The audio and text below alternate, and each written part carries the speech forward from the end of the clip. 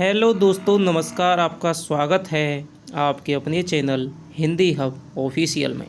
तो आज हम पढ़ने वाले हैं एनसीईआरटी कक्षा 6 का हमारे अतीत जो पुस्तक है उसका दूसरा भाग। पहला अध्याय हमने दोस्तों पढ़ लिया है। तो आखेट संग्रह से भोजन उत्पादक तक, यानी कि जब आदि मानव प्राचीन काल में आखेट यानी कि शिकार करता था, उसके माध्यम से खाद्य संग्रह अपने खाने पीने की व्यवस्था करता था, और फिर उसने किस प्रकार से खेती उत्पादन शुरू किया और उससे उसने रोटी वगैरह है, ठीक है, भोजन उत्पादन उसने किस तरह किया था। तो चलिए,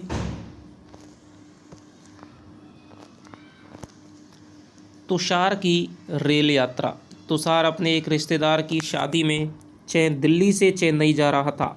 रेल में उसे खिड़की वाली सीट मिल गई, जहां से वह बाहर का नज़ारा देखने में मग्न हो गया। तेज़ दौड़ती गाड़ी से उसने देखा कि पेड़ पौधे, घर, खेत खलियान बड़ी तेज़ी से पीछे की ओर छूटते चले जा रहे थे। तभी उसके चाचा ने उसके कंधे पर हाथ रखकर कहा, पता है, लोगों ने मात्र 150 साल पहले रेल की यात्रा करनी शुरू की थी। आपको पता है कि रेल की जो प्रथम यात्रा है वो कब हुई थी? 1854 में हुई थी। मुंबई से ठाणे के बीच में हुई थी, डलहौजी के काल में। बस तो इसके कुछ दशक बाद आई। तुषार सोचने लगा कि जब लोगों के पास आने जाने के लिए तेज़ रफ्तार वाली सवारियां नहीं थीं, तो क्या वे यात्रा नहीं करते थे? क्या वे अपनी सारी ज़िंदगी एक ही जगह पर बिता दिया करते थे? नहीं, ऐसी बात नहीं थी। तो तुषार ये कहता है कि भाई, जब रेल नहीं थी, बस नहीं थी, एरोप्लेन नहीं था, तब क्या लोग वह यात्राएं नहीं करते थे? तो बिल्कुल करते थे। अब आरंभिक मानव आखिर वे इधर उधर क्यों घूमते थे? हम उन लोगों के बारे में जानते हैं जो इस उपमहाद्वीप में 20 लाख साल पहले रहा करते थे। आज हम उन्हें आखेट खाद्य संग्राहक के नाम से जानते हैं। ये आपके लिए यहाँ से प्रश्न बन गया कि इस भारतीय उपमहाद्वीप में 20 लाख साल पहले रहने वाले लोगों को किस नाम से हम जानते हैं? तो आखेट खाद्य संग्राहक, यानी कि जो शिकार करते थे और उसके माध्यम से फल फूलों का और पशुओं को मार करके उनका खाद्य संग्रह करते थे। भोजन का इंतजाम करने की विधि के आधार पर उन्हें इस नाम से पुकारा जाता है। यानी सबसे पहले दोस्तों आखेटी जीवन था, शिकारी जीवन था। उसके बाद में आपके कृषि पालन आए, कृषि आएगा, पशुओं को पालना आएगा, फिर स्थायी निवास आएगा, ठीक है, फिर आपके पहिए का निर्माण आ जाएगा। तो नई जो नवीन सभ्यताओं की जो निर्माण है, नवपाषाण काल है, उसमें आपके क्या है, पहिए का निर्माण आ जाता है। तो नई सभ्यताओं की शुरुआत होती है। आमतौर पर खाने के लिए जंगली जानवरों का शिकार करते थे, मछलियाँ और चिड़ियाँ पकड़ते थे, फल मूल दाने पौधे पत्तियाँ अंडे इकट्ठा किया करते थे। आखेट खाद्य संग्राहक समुदाय के लोग एक जगह से दूसरी जगह पर घूमते रहते थे। ऐसा करने के कई कारण थे। पहला कारण यह है कि अगर वे एक ही दिन जगह ज़्यादा दिनों पर रहते तो आसपास के पौधों, फलों और जानवरों को खा करके समाप्त कर देते थे, इसलिए और भोजन की तलाश में उन्हें दूसरी जगहों पर जाना पड़ता था। दूसरा कारण यह है कि जानवर अपने शिकार के लिए या फिर हिरण या मवेशी अपना चारा ढूंढने के लिए एक जगह से दूसरी जगह पर जाया करते हैं, इसलिए इन जानवरों का शिकार करने वाले लोग भी इनके पीछे पीछे जाया करते होंगे। तो ये दोस्तों यहाँ पर तीसरा कारण बताया है।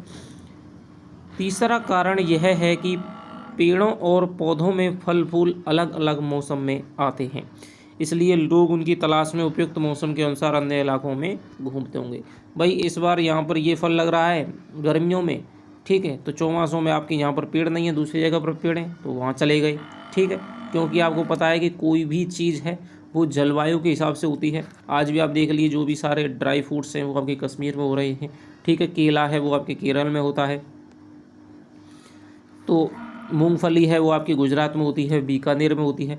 तो ये कुछ विशेष क्षेत्र हैं, यहाँ पर कुछ विशेष फल हैं वो उत्पादित। सेब है वो आपके कश्मीर में होता है, हिमाचल प्रदेश में होता है। चौथा कारण यह है कि पानी के बिना किसी भी प्राणी या पेड़ पौधे का जीवित रहना संभव नहीं होता, और पानी झीलों, झरनों और नदियों में से ही मिलता है। यद्यपि कई नदियों और झीलों का पानी कभी नहीं सूखता। कुछ झीलों और नदियों के पानी बारिश के बाद ही मिल पाता है, इसलिए ऐसी झीलों और नदियों के किनारे बसे लोगों को सूखे मौसम में पानी की तलाश में इधर उधर जाना पड़ता होगा। मान लीजिए कि कई लोग हैं, वो एक छोटी सी नदी है उसके सहारे पर रह रहे हैं वर्षा ऋतु में, वो तो दोस्तों चल रही है वर्षा ऋतु में वर्षा के कारण, लेकिन जैसे ही वर्षा समाप्त हुई वो ख़त्म हो गई, फिर उनको क्या है, पानी की तलाश में बड़ी नदियाँ जो कि सदाबहार नदियाँ हैं, ठीक है, उनके पास में जाना पड़ता था। आरंभिक मानव के बारे में जानकारी कैसे मिलती है? पुरातत्वविदों को कुछ ऐसी वस्तुएं मिली हैं जिनका निर्माण और उपयोग आखेट खाद्य संग्राहक किया करते थे। ये संभव है कि लोगों ने अपने काम के लिए पत्थरों, लकड़ियों और हड्डियों के औजार बनाए हों। इनमें से पत्थर के औजार आज भी बचे हैं। इनमें से कुछ औजारों का उपयोग फल फूल काटने, हड्डियां और मांस काटने, पेड़ों की छाल और जानवरों की खाल उतारने के लिए किया जाता था। कुछ के साथ हड्डियां या लकड़ियों के मुट्ठे लगाकर भाले और बाण जैसे हथियार बनाए जाते थे। कुछ औजारों में लकड़ियां काटी जाती थीं। लकड़ियों का उपयोग ईंधन के साथ साथ झोंपड़ियां और औजार बनाने के लिए भी किया जाता था। तो ये देख लीजिए आप, पत्थर के औजारों का उपयोग बाएं इंसान के खाने योग्य जड़ों को खोदने के लिए किया जाता था और दाएं जानवरों की खाल से बने वस्त्रों को सिलने के लिए किया जाता था। तो ये आप देखिए, प्रारंभिक अवस्था में मनुष्य ने सबसे पहले पत्थर के औजार बनाए थे, लकड़ी के औजार बनाए थे, ठीक है। कोई भी आपको जड़ खोदनी है, छोटी मोटी जड़ है वो काटनी है आपको, ठीक है, किसी भी जानवर का शिकार करना है तो फिर पत्थर के औजारों का प्रयोग होता था। कोई भी कपड़ा है, जानवरों की खाल के वस्त्र है, वो आदि मानव पहनता था, उसको सिलना है, ठीक है, तो सिलने के लिए भी क्या है, पत्थर के औजारों का प्रयोग करते थे।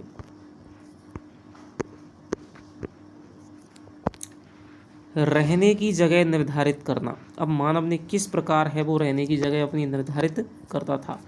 लाल त्रिकोण वाले स्थान में भी पुरास्थल हैं जहाँ पर आखेट खाद्य संग्राहक के होने के प्रमाण मिले हैं। देखते हैं, तो यहाँ पर दोस्तों देखिए भीमबेटका, यहाँ पर आपके गुफा प्राप्त हुई है जहाँ पर क्या है, आदि मानव रहता था भीमबेटका में, ठीक है। हुंगसी है, कुरनूल गुफाएं हैं। तो सबसे पहले क्या है, यहाँ पर गुफाएं प्राप्त हुई हैं जिनमें मनुष्य क्या है, रहता था। तो कुरनूल हो गया, ये आपके आंध्र प्रदेश में हो गया, ठीक है। हुंसकी हो गया। इसके अलावा आपके नर्मदा घाटी में सबसे पहले दोस्तों आपके क्या है, मानव होने के प्रमाण मिले हैं, ठीक है। तो नर्मदा पर यहाँ पर ही आपके मध्य प्रदेश में आपके यहाँ पर हो जाएगी भीमबेटका, ठीक है। तो यहाँ पर आपके मनुष्य के प्रमाण मिले हैं।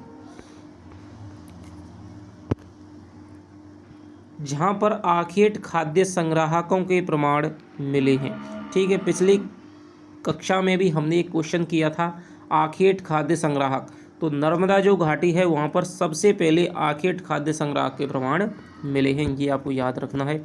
इसके अलावा भी और कई स्थानों से आखेट खाद्य संग्राहक रहते थे। मानचित्र में सिर्फ कुछ गिने चुने स्थान ही चिन्हित किए गए हैं। कई पुरास्थल नदियों और झीलों के किनारे पाए गए हैं। यानी कि पहले जो भी लोग रहा करते थे वे सारे के सारे आपके कहाँ रहते थे, नदियों के किनारों पर, ठीक है, क्योंकि पानी की आवश्यकता सबसे पहला स्रोत थी। तो ये है आपके कश्मीर, कश्मीर में आपका बुरझोम है जहाँ से आपके गर्तावास के साक्ष्य मिले हैं। मेहरगढ़ है, ठीक है, सबसे पहले आपके फसल के प्रमाण मिले हैं मेहरगढ़ पाकिस्तान से।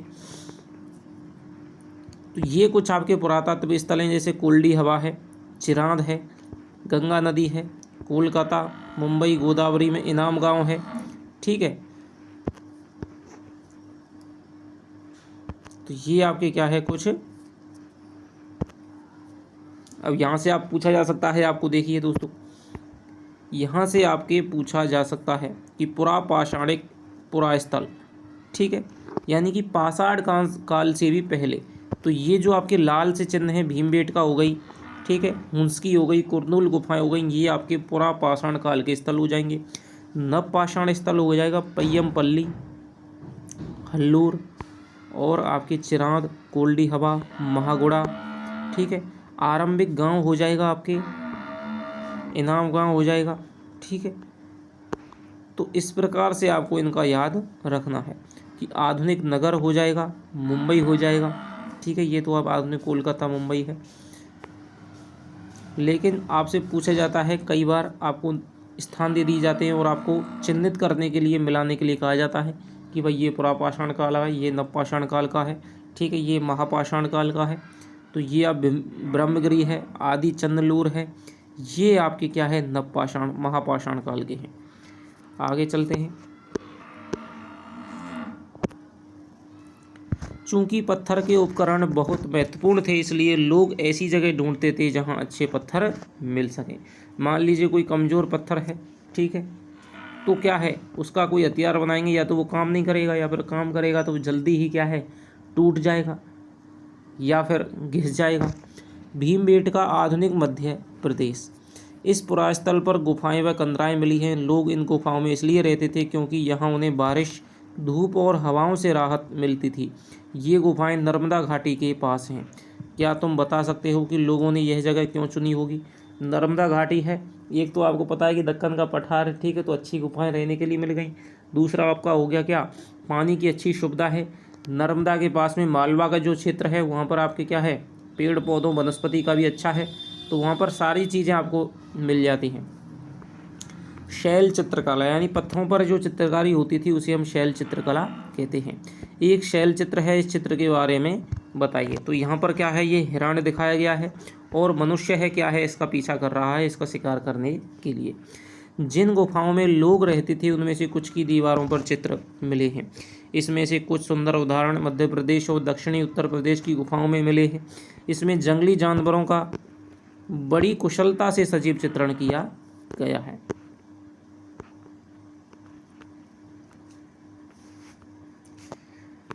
तो ये आपकी कुछ गुफाएं हो गई। पुरास्थल किसे कहते हैं? पुरास्थल उस स्थान को कहते हैं जहां औजार, बर्तन और इमारतों जैसी वस्तुओं के अवशेष मिलते हैं। ऐसी वस्तुओं का निर्माण लोगों ने अपने कामों के लिए किया था, बाद में वे उन्हें वहीं छोड़ गए। ज़मीन के ऊपर, अंदर, कभी कभी समुद्र और नदी के तल में भी पाए जाते हैं। इन पुरास्थलों के बारे में आपको अगले अध्याय में बताया जाएगा।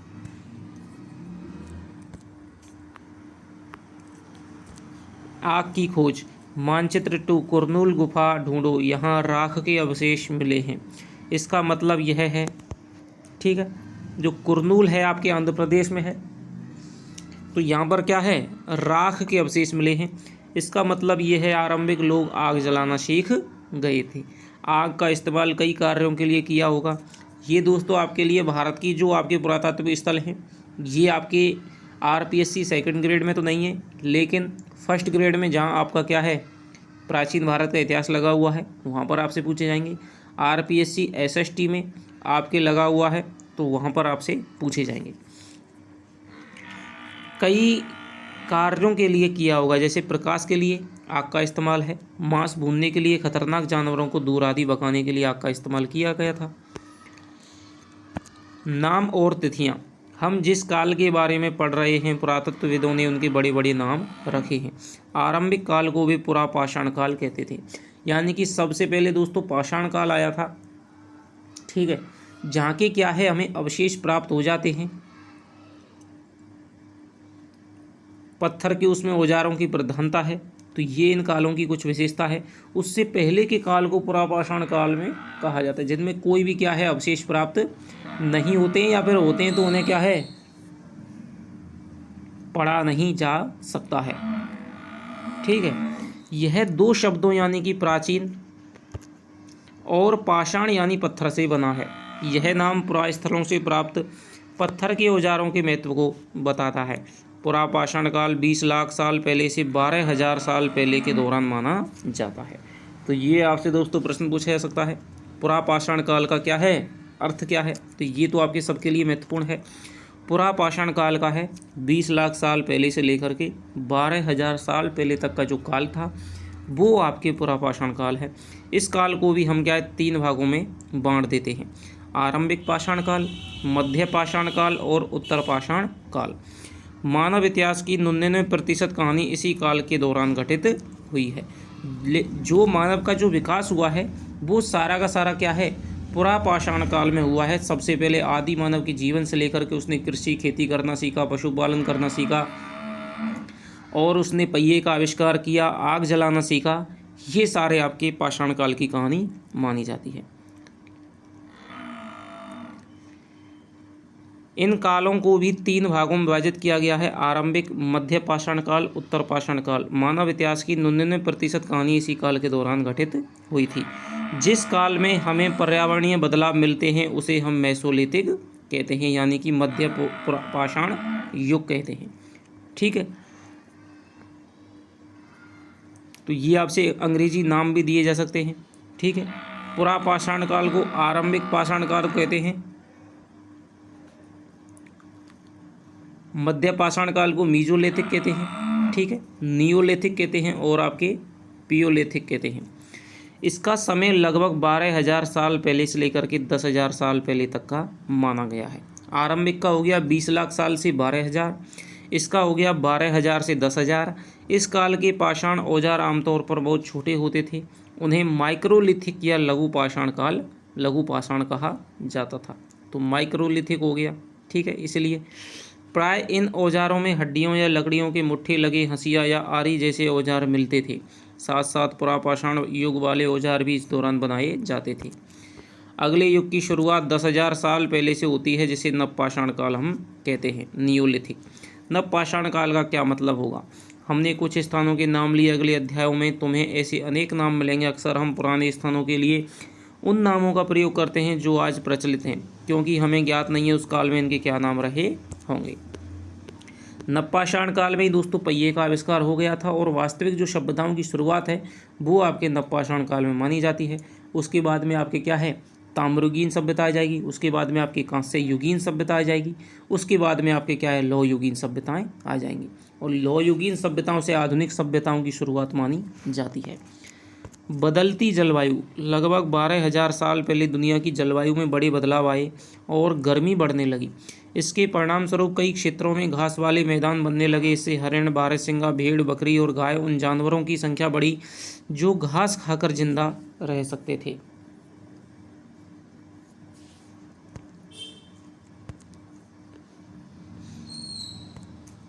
जो लोग इन जानवरों का शिकार करते थे वे भी इनके पीछे आए और इनके खाने पीने की आदतों और प्रजनन के समय की जानकारी हासिल करने लगे। हो सकता है तब लोग इन जानवरों को पकड़कर अपनी ज़रूरत के अनुसार पालने की बात सोचने लगे हों। साथ ही इस काल में मछली भी भोजन का महत्वपूर्ण स्रोत बन गई थी। खेती और पशुपालन की शुरुआत तो नवपाषाण काल में होती है। ठीक है, मध्य पाषाण काल में, नवपाषाण काल में आपके क्या है, पहिए की आविष्कार होता है।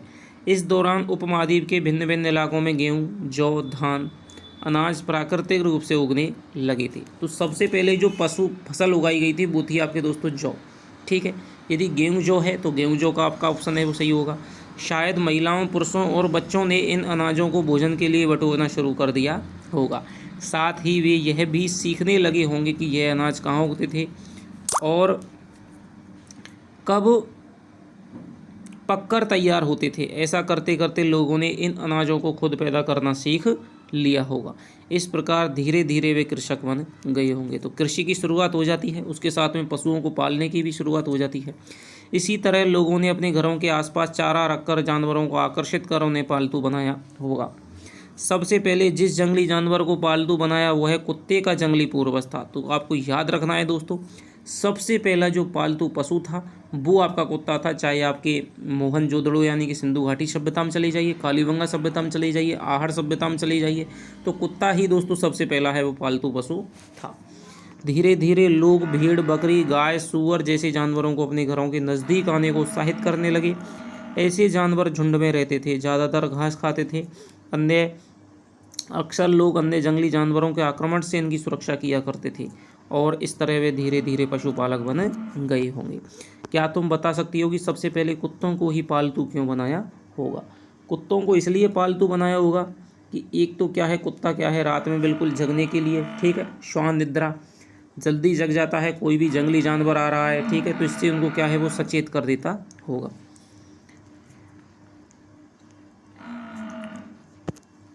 लोगों द्वारा पौधे उगाने और जानवरों की देखभाल करने को बसने की प्रक्रिया नाम दिया गया। अपनाए गए ये पौधे जानवर अक्सर जंगली पौधों और जानवरों से भिन्न होते हैं। इसी वजह से यह इनके बसने की प्रक्रिया दिशा में अपनाए गए पौधों या जानवरों का लोग चयन करते हैं। उदाहरण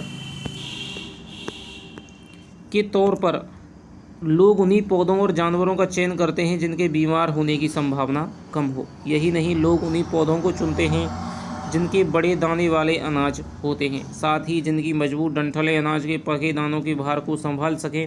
ऐसे पौधों के बीज को संभाल कर रखा जाता है ताकि फिर से उगाने के लिए उन्हें उनके गुण सुरक्षित रह सकें। उन्हीं जानवरों को आगे प्रजनन के लिए चुना जाता है जो आमतौर पर अहिंसक होते हैं। इसलिए हम देखते हैं कि पाले गए जानवर तथा कृषि के लिए अपनाए गए पौधे जंगली जानवरों तथा पौधे से धीरे धीरे भिन्न होते गए। मिसाल के तौर पर जंगली जानवरों की तुलना में पालतू जानवरों के दांत और सींग है वो छोटे थे, उनसे खतरा कम था, इसलिए उनको पालना है वो ज़्यादा शुरू किया गया। इस दांत को देखो, इसमें कौन सा जंगली सूअर का है और कौन सा पालतू सूअर का। तो जंगली सूअर का है वो आपके निश्चित रूप से आपका बड़ा होगा, ये आपका जंगली सूअर का है, ये आपके पालतू पशु का है। बसने की प्रक्रिया पूरी दुनिया में धीरे धीरे चलती रही। यह करीब 12,000 साल पहले शुरू हुई थी। वास्तव में आज हम जो भोजन करते हैं इसी बसने की प्रक्रिया की वजह से है। कृषि के लिए अपनाई गई सबसे प्राचीन फसलों में गेहूं और जौ आते हैं। इसी तरह सबसे पहले पालतू बनाए गए जानवरों में कुत्ते के बाद में भेड़ बकरी आते हैं। एक नवीन जीवन शैली, अब क्या है, नवपाषाण काल आ जाएगा। तुम किसी पौधे के बीज को बोकर देखो, तुम पाओगे इसे विकसित होने में कुछ वक्त लगता है। इसमें कुछ दिन, महीने या फिर साल तक लग सकते हैं। इसलिए जब लोग भोजन उगाने लगे तो इनकी देखभाल के लिए उन्हें एक ही जगह पर लंबे समय तक रहना पड़ा था। बीज बोने से लेकर फसलों के पकने तक, पौधों की सिंचाई करने, खरपतवार हटाने, जानवरों और चिड़ियों से उनकी सुरक्षा करने जैसे बहुत से काम शामिल थे। कटाई के बाद अनाज का उपयोग बहुत संभल कर करना पड़ता था।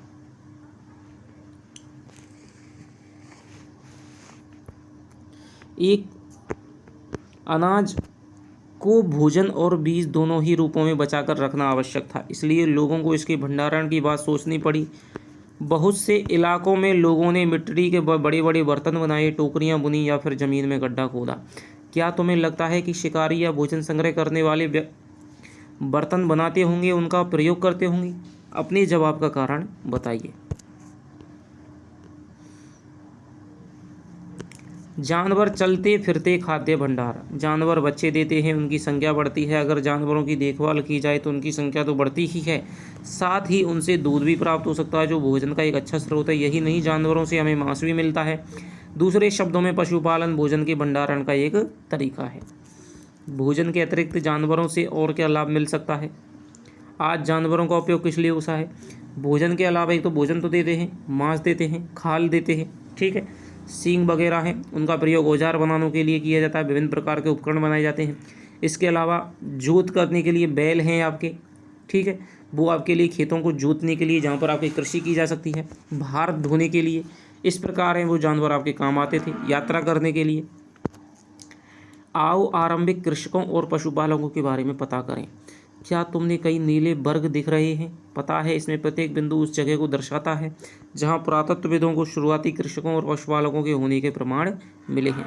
ये पूरे उपमहाद्वीप में पाए गए हैं। इसमें सबसे महत्वपूर्ण पश्चिमोत्तर क्षेत्र आधुनिक कश्मीर में तथा पूर्वी तथा दक्षिण भारत में पाए जाते हैं। वास्तव में ये निर्दिष्ट स्थान कृषकों और पशुपालकों की बस्तियां थीं या नहीं, इसे जांचने के लिए वैज्ञानिक खुदाई में मिले पौधों और पशुओं की हड्डियों के नमूनों का अध्ययन करते हैं। इनमें से सबसे रोचक जले हुए अनाज के दानों के अवशेष हैं। ऐसा लगता है ये गलती से या फिर जानबूझकर जलाए गए होंगे। वैज्ञानिक इन अनाज के दानों की पहचान कर बता सकते हैं। इस तरह हमें पता चलता है कि इस उपमहाद्वीप के विभिन्न भागों में बहुत सारी फसलें उगाई जाती रही होंगी। वैज्ञानिक विभिन्न जानवरों की हड्डियों की भी पहचान कर सकते हैं। स्थायी जीवन अब मानव ने किस प्रकार से शुरू किया था? पुरातत्वविदों को कुछ स्थलों पर झोंपड़ियों और घरों के निशान मिले हैं, जैसे कि बुर्ज होम, ठीक है, ये आप याद रखना, बुर्ज होम कश्मीर में है। और यहाँ पर आपके गर्तावास यानी कि गड्ढे के साक्ष्य मिले हैं। गड्ढे के नीचे घर बनाते थे जिन्हें गर्तावास कहा जाता था। इसमें उतरने के लिए सीढ़ियाँ होती थी, यानी कि जो अंडरग्राउंड की व्यवस्था है वो आपके सबसे पहले गर्तावास बुर्ज होम में मिली थी।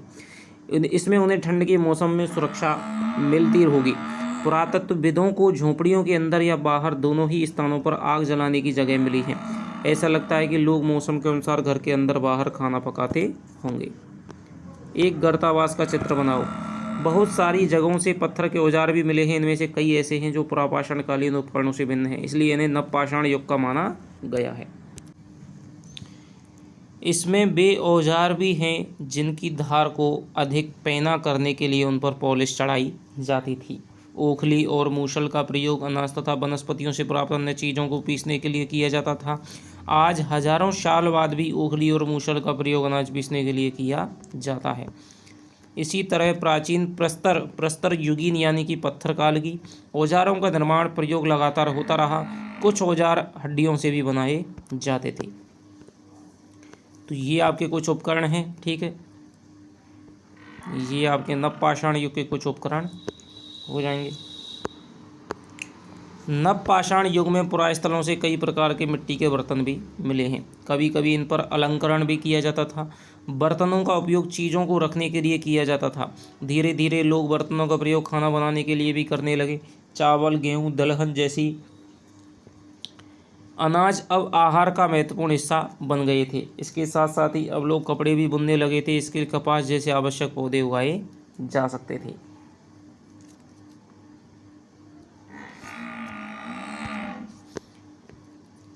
क्या ये परिवर्तन हर जगह एक साथ ही आ गए होंगे? ऐसी बात नहीं।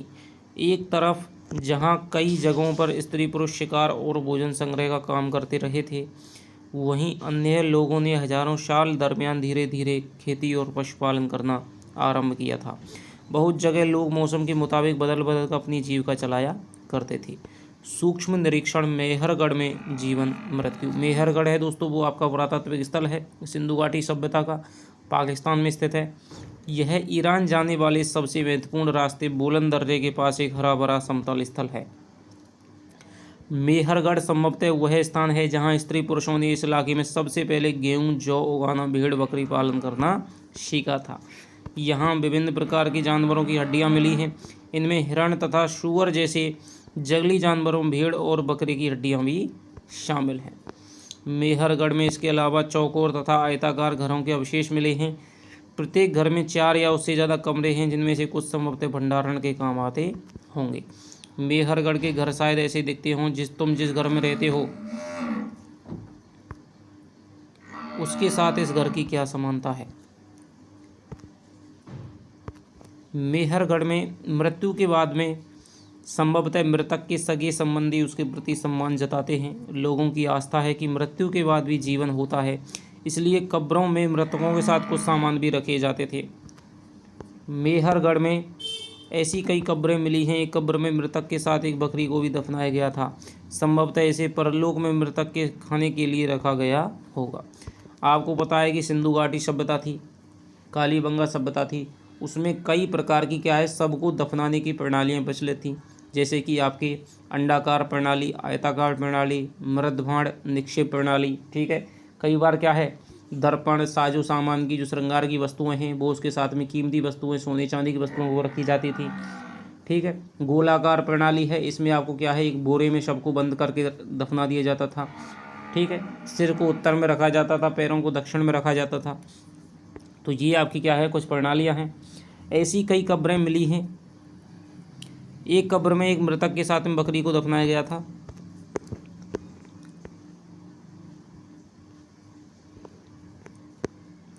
फ्रांस की गुफा में की गई चित्रकारी। अपने एटलस में फ्रांस को ढूंढो। यह चित्र फ्रांस की एक गुफा का है। इस पुरास्थल की खोज 100 साल पहले 4 स्कूली छात्रों ने की थी।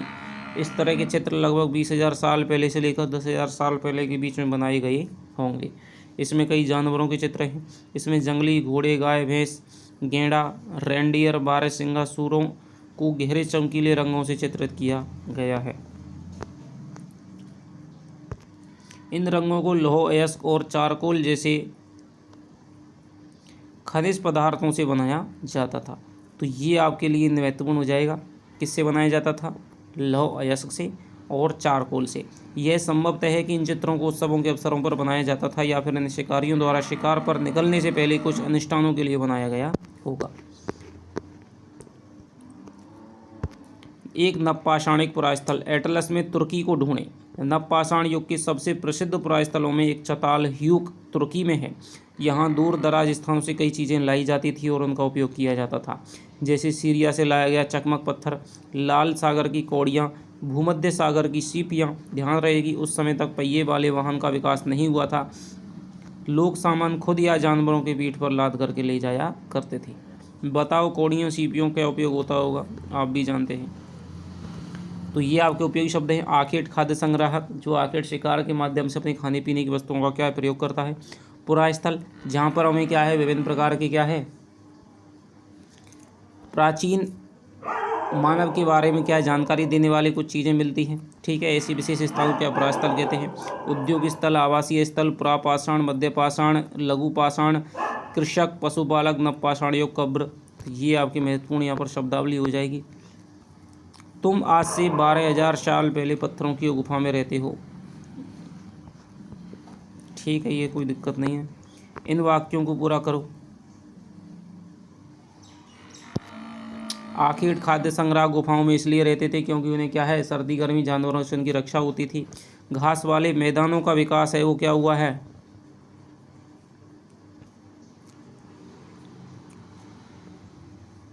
घास वाले मैदानों का विकास है वो आपके किसमें काल में हुआ है। तो ये आपके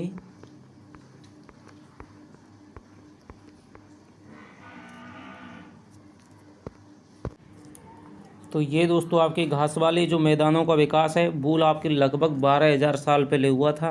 ठीक है, इस समय क्या है महत्वपूर्ण जलवायु परिवर्तन हुए थे जिसकी वजह से क्या है घास के मैदान बनने लग गए थे। आगे इसमें कुछ भी नहीं है। ये आपकी मध्य पाषाण काल हो गया 12,000 से, यानी कि पुरापाषाण काल हो गया। आरंभिक पाषाण हो गया 20 लाख से 12,000, मध्य पाषाण हो गया 12,000 से 10,000 और आपके नव पाषाण हो गया 10,000 साल पहले। तो बसने की जो प्रक्रिया का आरंभ है वो आपके 12,000 साल पहले हुआ था। नवपाषाण युग का आरंभ है। ठीक है, क्योंकि मानव ने पशुपालन और कृषि है वो तो आपकी मध्य पाषाण काल में करना शुरू कर लिया था, लेकिन नवपाषाण काल में उसने क्या है आग जलाना सीखा, पहिए का आविष्कार सीखा। तो नवपाषाण काल हो जाएगा 10,000 साल पहले। और मेहरगढ़ जो कि एक पाकिस्तान का पुरातात्विक स्थल है उसमें आपकी बस्ती का आरंभ हो जाएगा 8,000 साल पहले। सबसे पहले आखेट खाद्य संग्रह के जो प्रमाण है वो कहाँ मिलते हैं, वो नर्मदा नदी की घाटी में मिलते हैं। भीमबेटका हो गया है, वहाँ पर गुफाओं में मनुष्य के रहने के सबसे पहले प्रमाण मिले हैं। तो ये आपका हो गया दूसरा अध्याय। आगे हम दोस्तों तीसरे अध्याय को पढ़ेंगे। आपकी क्या प्रतिक्रिया है कमेंट में लिख करके हमें बताना। तो चलिए आपसे मिलता हूँ अगली वीडियो में, तब तक के लिए दोस्तों बाय बाय, जय हिंद, जय भारत।